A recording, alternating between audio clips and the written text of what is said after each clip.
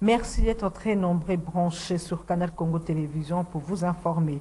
85e réunion du Conseil des ministres tenue vendredi, le chef de l'État Félix-Antoine Tshisekedi a rappelé aux membres du gouvernement la nécessité et l'urgence d'appuyer le processus de mise en place de la justice transitionnelle, ceci suite à la crise sécuritaire récurrente dont est victime la RDC depuis plus de 30 ans et qui cause des drames humanitaires sans précédent. Suivez à ce sujet le porte-parole du gouvernement, Patrick Mouyaya, dans cet extrait choisi pour vous par Gisèle Toko. Relatif à l'appui du gouvernement au processus de mise en place de la justice transitionnelle.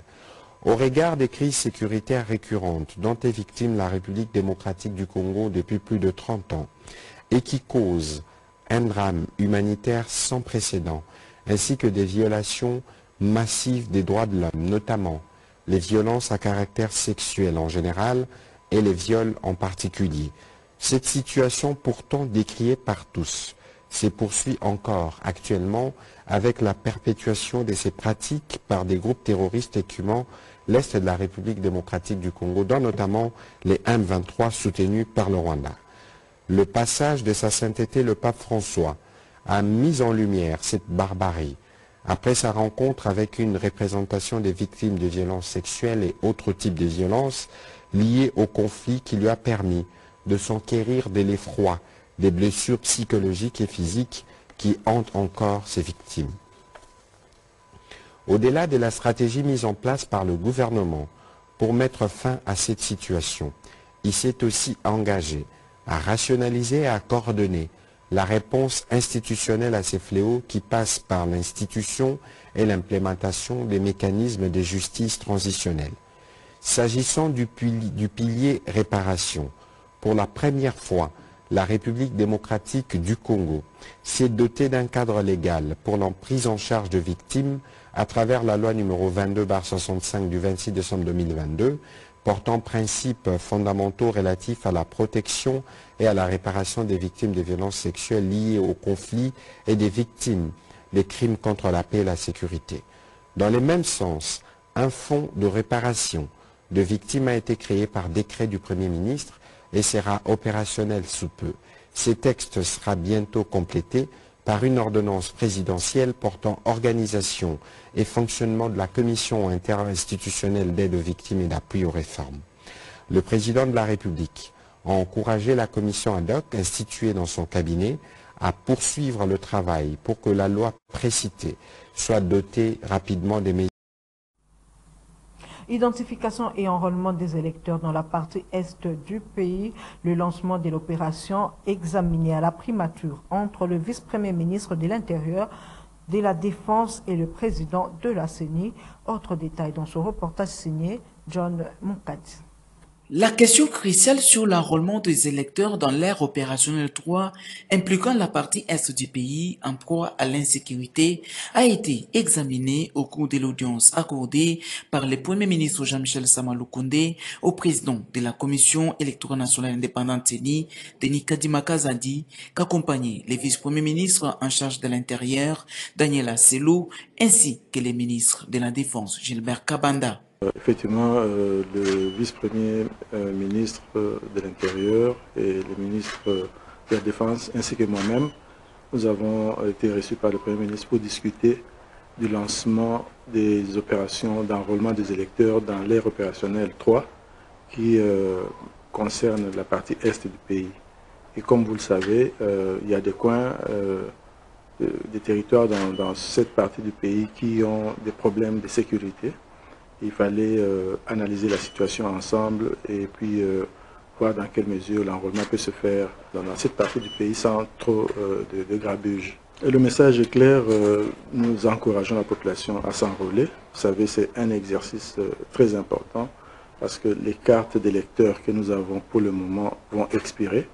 Il y aura donc de nouvelles cartes et qui elles-mêmes vont nous permettre dans l'avenir d'avoir les cartes d'identité.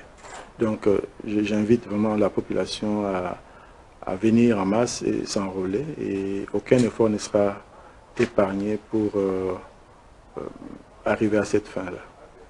Pour sa part, le vice-premier ministre de l'Intérieur a rassuré la population concernée quant à la mission de la police et de l'armée de sécuriser les processus électoraux en cours afin qu'elle participe comme tout le monde à l'enrôlement pour exercer finalement leur droit de vote. Le moment venu, la dernière ère opérationnelle dite 3 devra prendre les relais dès la fin de l'ère opérationnelle qui la précède et qui est en cours selon les calendriers jusqu'au 25 février 2023. Nouvelle embuscade des rebelles ADF sur l'axe routier Beni-Kassidi dans le territoire de Beni, province du Nord Kivu. L'attaque armée a été perpétrée à Kinyati, village situé dans le secteur de Rwenzori. À en croire le coordonnateur de la nouvelle société civile de ce secteur, le véhicule a fait l'objet des tirs de l'ennemi. Suivez Meleki Moulala au micro de notre correspondant sur place, Joël Kamabou. Vendredi, aux environs de 9h d'ici vendredi, au niveau de Kanyati, tout près de l'église Sepak, ceci l'axe Ben Kassindi, dans le groupement Basongora, localité Massambo, juste après avoir franchi les pots Hululu en allant vers Kassindi, à moins de 2 km, c'est là où l'embuscade a eu lieu. Et malheureusement, l'ennemi a tendu une embuscade à un véhicule qui quittait vers Kassindi pour Beni. Et voilà, et c'est un véhicule de marque Fuso qui a été embusqué par la grâce de nos militaires FARDC à coalition avec les UPDF.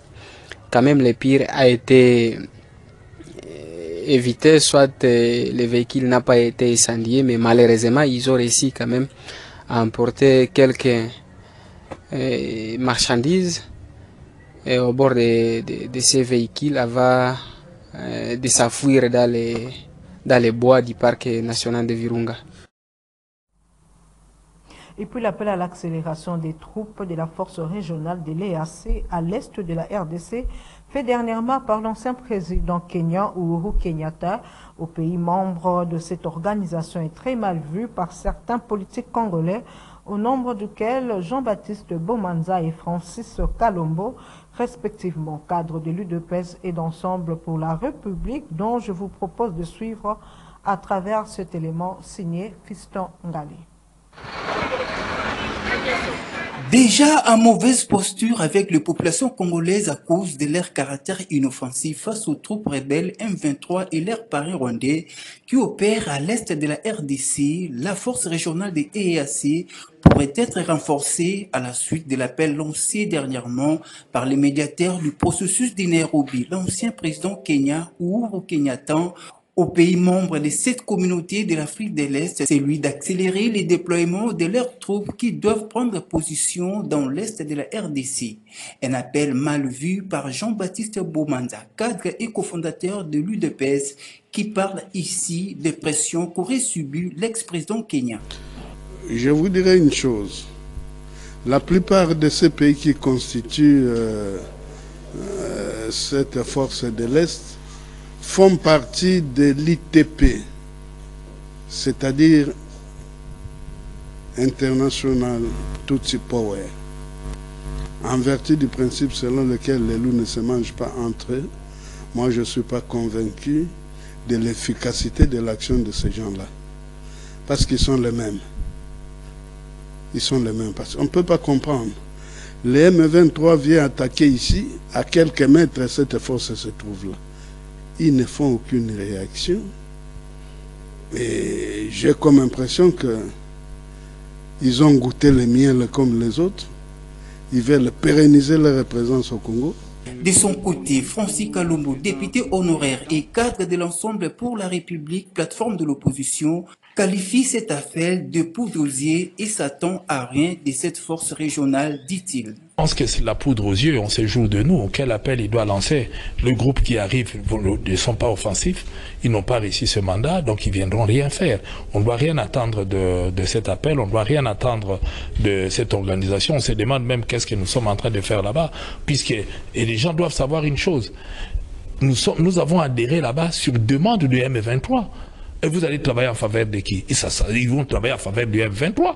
Et il est grand temps que nous puissions quitter. Les deux personnalités comptent sur les FRDC pour une solution à la crise qui secoue l'Est du pays. La solution, c'est que le président de la République prenne des dispositions pratiques pour requinquer notre armée.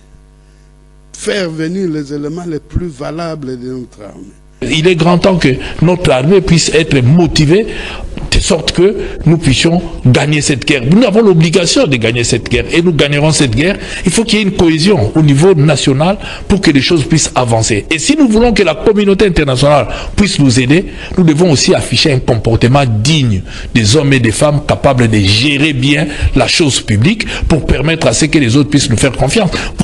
Ici est de rappeler que plusieurs manifestations sont déjà organisées à Goma, chef-lieu de la province du Nord Kivu, réclamant le départ de cette force régionale des EAC. Dans un autre registre, l'autorité provinciale poursuit avec son opération de destruction des constructions anarchiques. Ce week-end, c'était le tour de l'avenue de la Libération, ex-24 novembre. En tout cas, toutes les installations de fortune ayant envahi la chaussée ont été démolies. C'est un constat établi par Gisèle Etoko.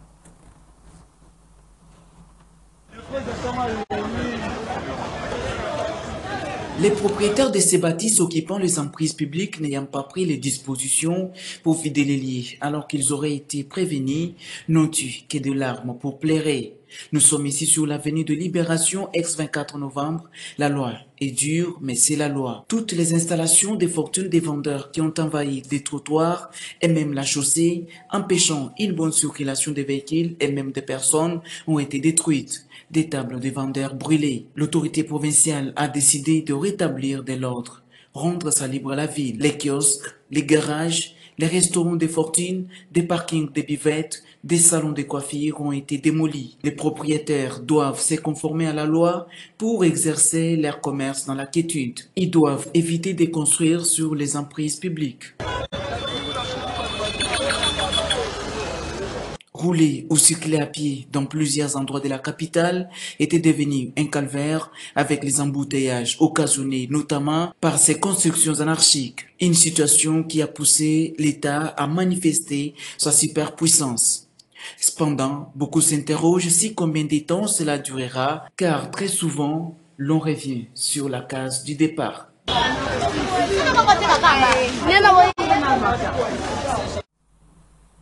Autre chose à présent, la présidente de la Fondation Nancy Ileka n'est pas restée indifférente face au malheur qui a frappé la famille du sénateur Léon Ngoulou Banga Pongo Bakokele Lokanga. C'est dans cette optique qu'elle a fait le déplacement jusque dans sa résidence afin de compatir avec les membres de sa famille.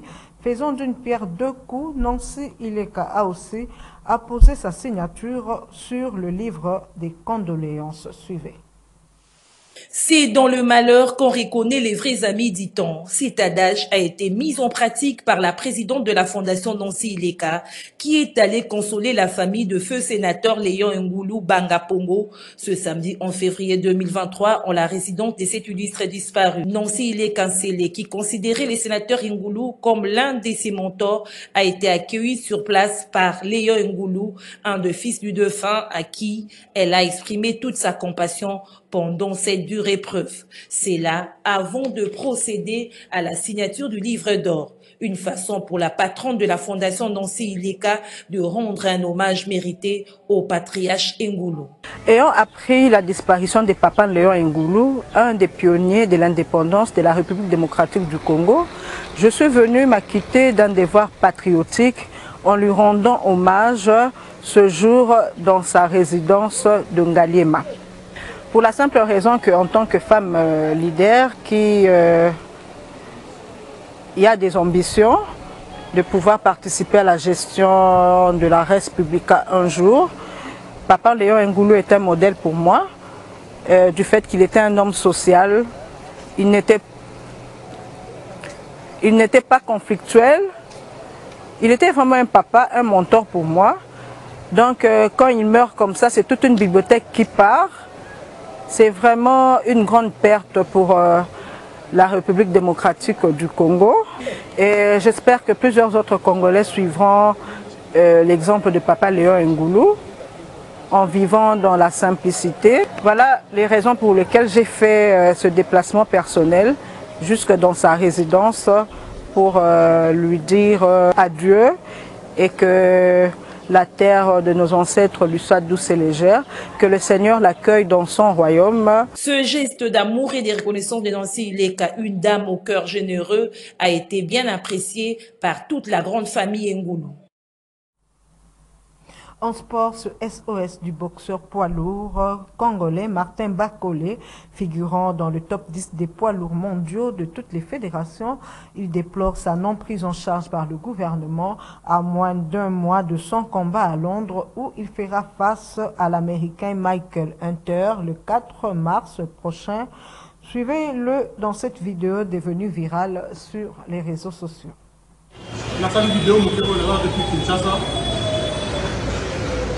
Dans un sérieux, il va jeter. Il va combat dans le 4 mars en Angleterre. Mais il y a un beau se rappeler dans le combat dans la Yoka. Dans le bas, malgré le soutien par contre les autres, le soutien du gouvernement les autres, donc il est pour la communauté, pour l'école. Mais les gens dans la Kin, on a totalisé 2 mois. Depuis la côte ici de l'Océan. Le gouvernement est soutenu dans quelques préparations. Dans cette vidéo, on va partager vraiment un message pour eux et toucher tous les points. Le président de la République est mort, nous avons soutenu les autres. Le ministre du Sport a signé le dossier dans la filière. Là, c'est qu'on a 2 mois dans le Congo. Et puis, quand on a 1 mois, on a gagné le Congo. Pas de Kim, il y a encore dans les lames. Attends, le léopard, qui est bon, les autres, retard. Il faut se préparer bien. Ah, on a souffert na Kim. Nazo Zela. La famille n'a pas fait 2 mois. Nazo Zela. C'était un gouvernement. Depuis Nazo Zela vraiment. Si il faut, la salle de il fallait 1 mois pour faire une préparation en Angleterre. Mais nous avons Congo. Nazo Zela na Congo. Ici, quand dossier na ngeza. Quand des biens na ngena na, na dit que pas na Kim va soutenir, va soutenir na billet. Na bengi les boss un peu d'achou. Papa. Le gouvernement est donné, les autres, on a un combat monnaie en mars. Ceux qui ont soumis à la billet dans la zone, attaquent la préparation, nous avons un combat.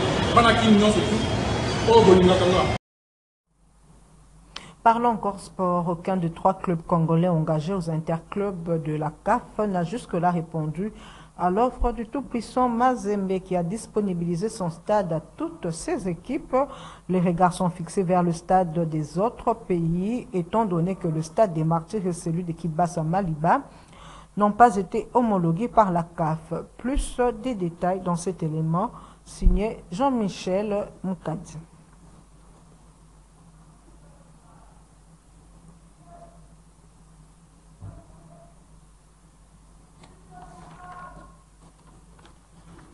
Je disais, aucun des 3 clubs congolais engagés aux interclubs de la CAF n'a jusque-là répondu à l'offre.